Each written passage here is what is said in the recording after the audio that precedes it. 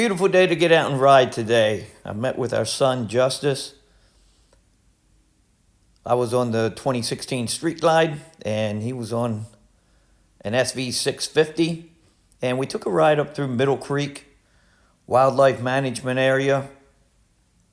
It's around 6,000 acres of wildlife management area in Lancaster, Lebanon County in Pennsylvania area. And we went up to see the snow geese migrate. They migrate and usually stop at Middle Creek area. And there weren't as many as we had hoped, but over the next few weeks, there should be more of them. But there were a few. It was a great day to get outside, take a little hike, and to get out on the bikes.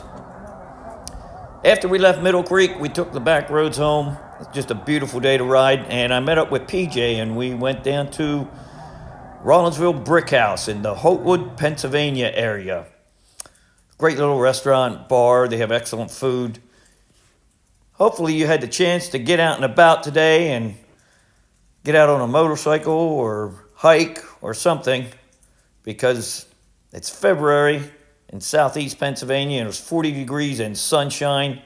Beautiful weather to get out and about.